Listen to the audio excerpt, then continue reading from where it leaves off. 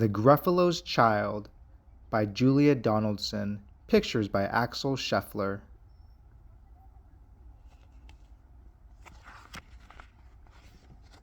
The Gruffalo said that no Gruffalo should ever set foot in the deep dark wood. Why not? Why not? Because if you do, the big bad mouse will be after you. I met him once, said the Gruffalo. I met him a long, long time ago. What does he look like? Tell me, Dad. Is he terribly big and terribly bad?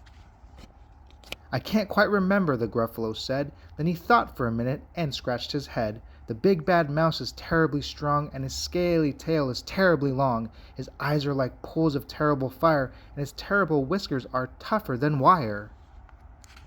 One snowy night while the Gruffalo snored, the Gruffalo's child was feeling bored. The Gruffalo's child was feeling brave, so she tiptoed out of the Gruffalo cave. The snow fell fast and the wind blew wild. Into the wood went the Gruffalo's child.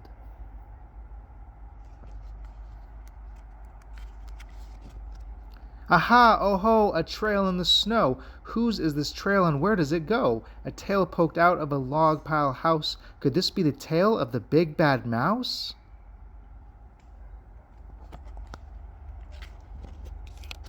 Out slid the creature, his eyes were small, and he didn't have whiskers, no, none at all. You're not the mouse. Not I, said the snake. He's down by the lake eating Gruffalo cake. The snow fell fast and the wind blew wild. I'm not scared, said the Gruffalo's child.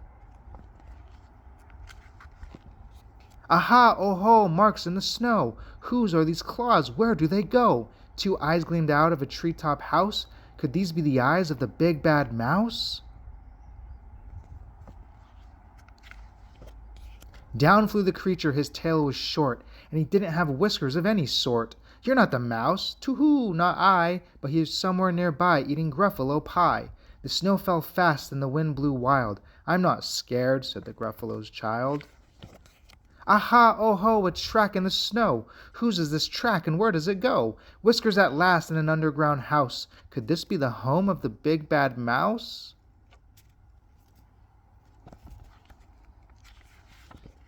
Out slunk the creature, his eyes weren't fiery, his tail wasn't scaly, his whiskers weren't wiry. You're not the mouse. Oh no, not me. He's under a tree drinking Gruffalo tea. It's all a trick, said the Gruffalo's child, as she sat on a stump where the snow lay piled. I don't believe in the big bad mouse.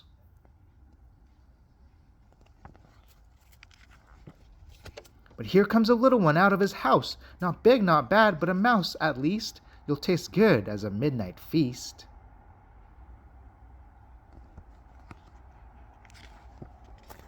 Wait, said the mouse, before you eat, there's a friend of mine that you ought to meet. If you'll let me hop onto a hazel twig, I'll beckon my friend so bad and big.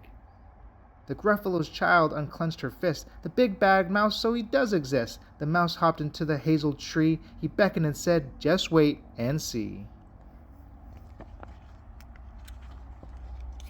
Out came the moon. It was bright and round. A terrible shadow fell onto the ground. Who is this creature so big, bad, and strong? His tail and his whiskers are terribly long. His ears are enormous, and over his shoulder he carries a nut as big as a boulder. The big bad mouse, yelled the Gruffalo's child. The mouse jumped down from the twig and smiled. Aha, oh ho, prints in the snow. Whose are these footprints? Where do they go? The footprints led to the Gruffalo cave, where the Gruffalo's child was a bit less brave. The Gruffalo's child was a bit less bored.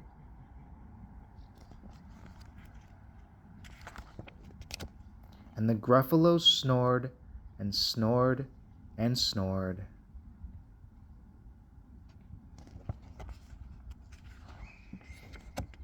The end. One night, the Gruffalo's child wanders into the woods to search for the big bad mouse. Instead, she comes upon a small mouse in the woods and decides to eat him. But wait, what is that? A shadow of a very large, scary creature falls on the ground, and suddenly the Gruffalo's child is frightened. Could it be the big bad mouse after all?